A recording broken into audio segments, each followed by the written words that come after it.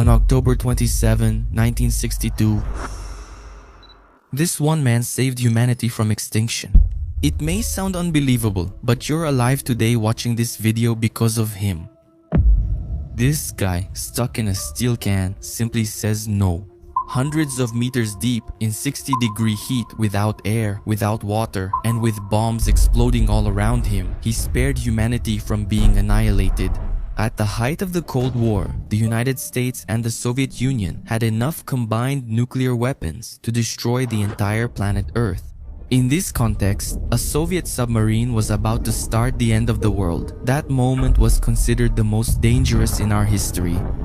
2 of the 3 commanding officers said yes to the launch. If the third man had also said yes, the world as we know it would have turned to ashes in a matter of minutes. But that third man, going against his superiors and the pressure of chaos, said no. His story of single-handedly averting nuclear apocalypse is more unbelievable than any fiction movie. Few realize the terrible price he paid for his heroism. This is the story of how one man brought the world to the brink of destruction and how another saved us from Armageddon.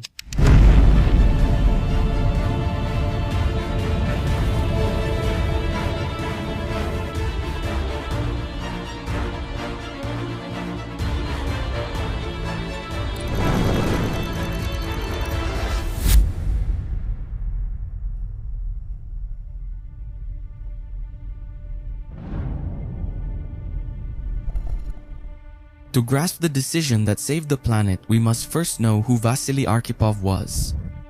He didn't fit the tough Soviet military stereotype of banging tables and shouting orders. On the contrary, his wife called him a shy, modest, and very polite man who, even on vacation, sought newspapers to stay connected with the world. He had a kindness that contrasted with the brutality of the Cold War, but Arkhipov carried invisible scars. A year earlier, during the Cuban crisis, he was aboard the infamous submarine K-19. When the nuclear reactor failed, he saw his friends die from radiation poisoning. He smelled nuclear death. And he had no idea that sometime later, he would be thrown into a mission that would bring the world to the brink of complete and utter destruction. The year was 1962. The world was a powder keg, and the United States and the Soviet Union each had a lighter in hand. The doctrine was clear: mutually assured destruction. If I shoot, you shoot, and we both die. 3 years had passed since Fidel Castro took power in the Cuban Socialist Revolution in 1959. The Russians had just gained an ally across the world, right in front of their arch-rival.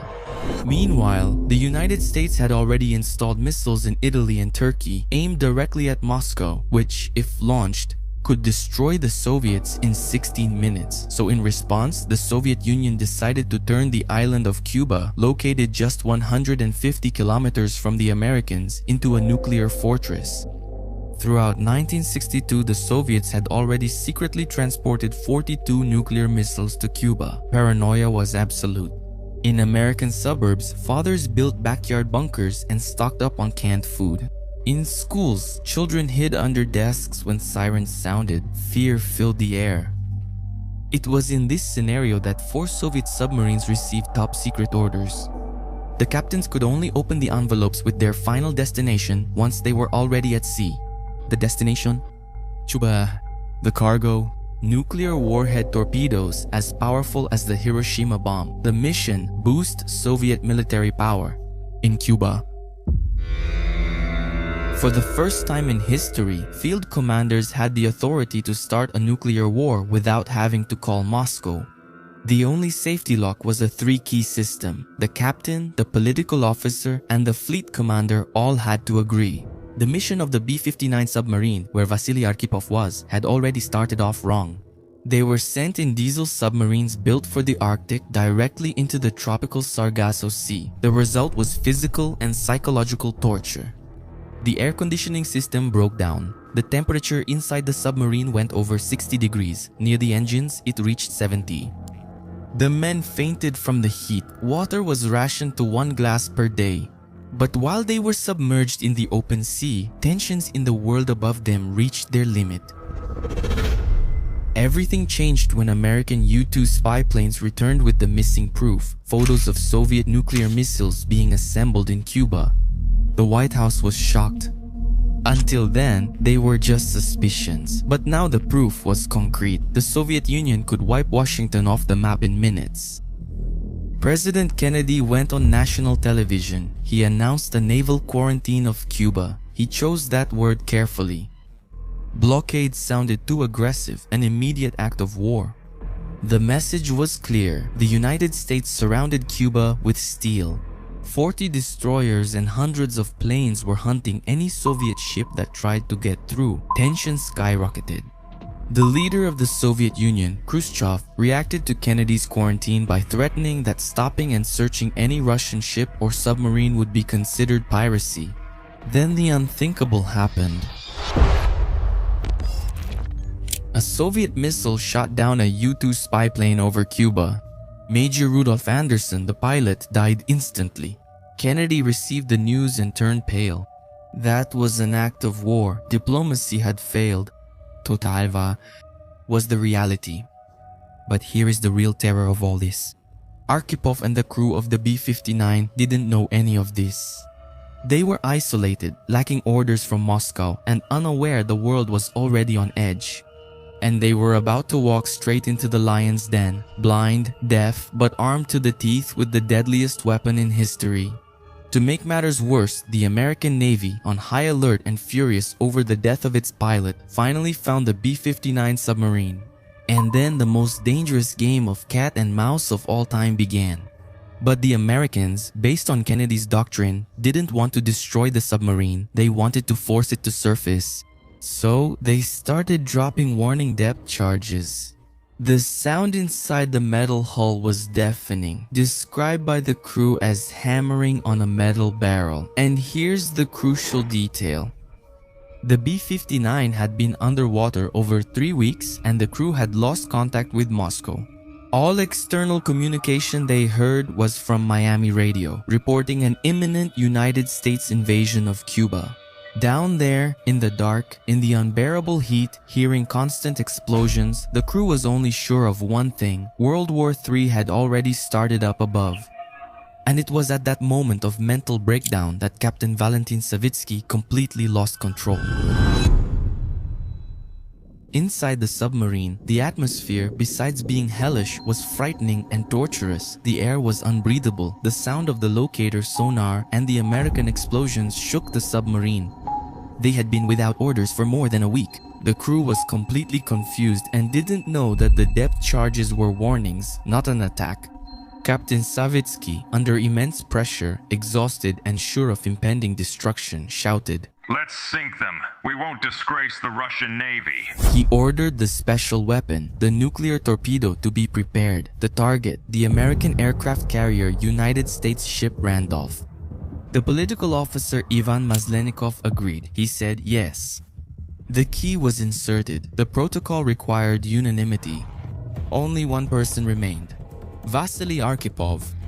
Savitsky was furious. He was the captain of the ship, but Arkhipov was the fleet commander.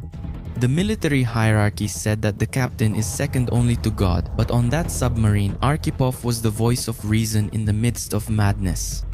As the captain shouted it was the end, Arkhipov stayed calm, having already witnessed nuclear death on the K-19.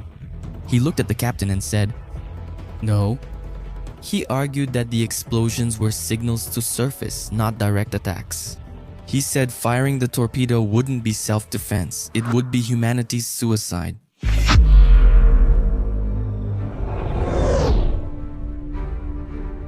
A heated argument erupted in the command room. On one side, panic and wounded pride. On the other, logic and humanity.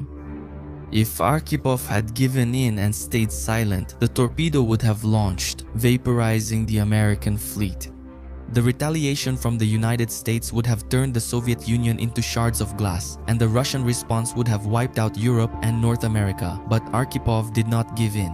He convinced the captain to surface. When the B-59 came up to the surface, surrounded by spotlights and American ships, there was no battle. There was only the fresh night air. They turned around and returned to Russia.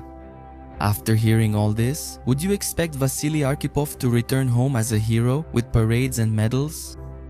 But the reality was cruel. The Soviets saw the return of the submarines as a disgrace. An admiral told the crew, "It would have been better if you had sunk with your ships." Arkhipov remained silent about the incident for the rest of his life. The world only learned how close we came to disaster in 2002, 40 years later, when archives opened and survivors spoke. Arkhipov, however, died in 1998, a victim of kidney cancer, probably caused by the radiation he absorbed in the K-19 accident. The same accident gave him the wisdom not to press the button that day. Archipov's story shows us that, sometimes, true courage lies not in pulling the trigger, but in choosing not to. Today, as you look at the sky or hug a loved one, remember, all of this exists only because, on a hot day in October 1962, Vassily Arkhipov said no. Hey my dear friends, how's it going? Marcos here. Leave a comment below about what you thought of this story. Did you already know it or was it new to you? Remember to like and subscribe so you don't miss upcoming videos. Find links to follow us on other social networks or support the channel in the description. Thanks for watching until the end.